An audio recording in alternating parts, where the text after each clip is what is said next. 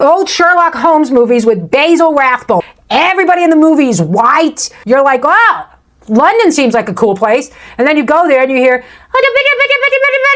and you just can't get out from the smell. That's London. I don't know what this is. London's pride and joy. We got an interracial lesbian couple. It's not enough to be a lesbian couple. It's not enough to be black, brown, or Asian. Nope, we need an interracial lesbian couple who are the pride and joy of London, scissoring right in London town. And then, of course, we have to have a fat black woman she built the city on her back. She wasn't here 200 years ago, but don't worry, she built it. So this is the white erasure, the white genocide that they call us crazy. This is epic gaslighting on a mass scale. What's up, everybody? This is Leonarda. As you guys can tell, I'm not obese. What can audiences expect at my show? Feelings are gonna get hurt. No woke shit. No pussy jokes. You're probably gonna leave crying. Go hard on every group because we actually believe in equality. Shout out to all the maybe instead of worrying about what I'm saying, you could worry about writing some jokes that don't involve your smelly vagina. You ever feel like you can't say anything anymore without someone getting offended? Like comedy's become more about tiptoeing than telling the truth? Well, Leonarda Jonie's not having it. All right, everybody with the Ukrainian flag in your bio, here's your chance to show your support for Ukraine where it matters. You no longer just have to wave the Ukrainian flag and cry. You can actually join the Ukrainian National Guard. You don't have to do shit like this.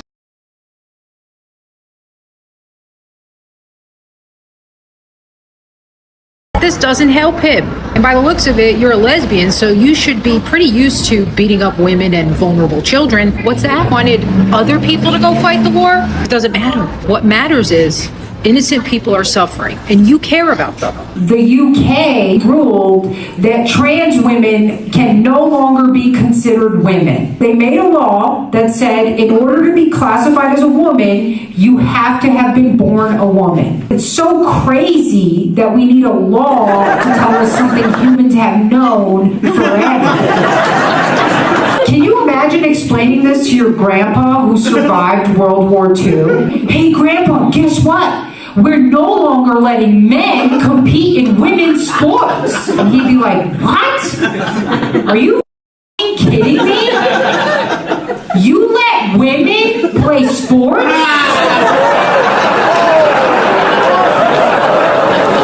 You're watching a comedian who doesn't care about being correct. She cares about being real. Leonarda Jonie is one of the few stand-up comics out there bold enough to take on woke culture head-on. No filter, no fear, no apology. The societies where the men just breed indiscriminately do not produce the best offspring. How do you know that? Because you can just study it. Who has the most children? It's the high-value men. I know you have to justify why your boyfriend's cheating on you. If men can be promiscuous but women can't, who are they sleeping with? Each other? Yes. Your boyfriend's gay. How we feel about that Diddy scandal. Can't take rappers seriously now that I know they all been by Diddy. How are you gonna rap about gangsta if your ass is being blown out? People want to act surprised too that rappers are gay. You ever listen to rap lyrics? They're pretty gay. I'll give you guys an example. Biggie Smalls had a rap lyric that was like, "Girl, you look so good, I'll your daddy's dick." When would that be necessary? When would a girl be like, yeah, you want to take me out? Let's see how well you blow my father. But she's not just making noise, she's making a point. When you watch her on stage, it's not just punchlines. It's a full-blown roast of the culture that tells you what you can't joke about. She calls out the hypocrisy, the double standards, the constant outrage, and somehow she still makes you laugh at it all. If there was no evil in the world, there wouldn't be trans people. Any other period in history, we knew that chopping someone's genitals off was a severe and horrible punishment. Only in this upside-down, satanic-run society that we live in could people possibly say something as idiotic as that is the way of love and compassion. And too many of you have been too silent about this because you're scared and you're cowards, and now your country is overrun by Somali trans refugees who are exploiting every last dollar out of your system. Fantastic. Awesome. I hope the sports ball is worth it. If you're a grown man and you have allergies, you're gay. Allergies are for your children. If you die, you die. This is anti-evolution. You imagine back in the day in the wild, you're in a cave, you're with your man, he's got to protect you from a tiger, and then somebody throws a peanut at him. However, this isn't about hating change or progress. It's about calling out the performance, the kind of fake activism that's more about social media likes than real issues. And you know what? She says what a lot of people are thinking but are too afraid to say out loud. Have you guys seen these liberals saying how they're going to get guns now because they don't feel safe in MAGA country? Good luck, first of all, getting guns in all the cities where you took away gun rights. Have fun with that. I'm kind of glad that they can't, because a liberal with a gun just sounds like a terrible idea. A liberal with a gun is like a female cop. Somebody's getting shot and but it's not going to be the right person.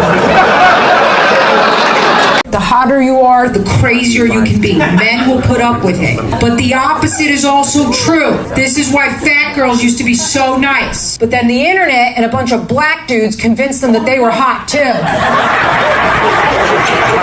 Now you can't even talk to one. Relax, bitch. You can't have an attitude and type 2 diabetes. If you're over 300 pounds, you need to be as sweet as your blood sugar. These fat white girls who get with a black dude and then they're like, see, I'm not racist. And I'm like, come on, Cheryl.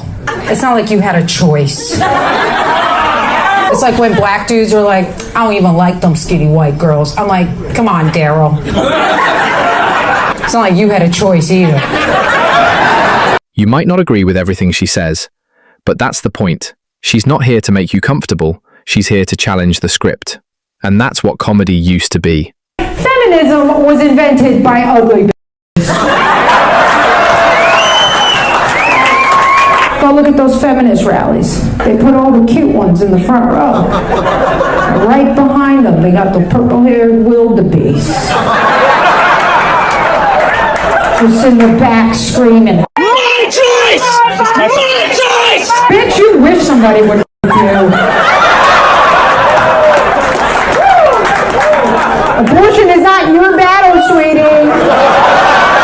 Rule number 1, ladies, do not take advice from ugly women. Stop with the shit. Everybody's beautiful. Where are these ugly women getting their confidence from? I want to know. Fat women, I know, they get their confidence from black dudes and Puerto Ricans hitting on them. But ugly women, what is it? Is it the Mexicans that are coming in and hitting on you that make you think you're special?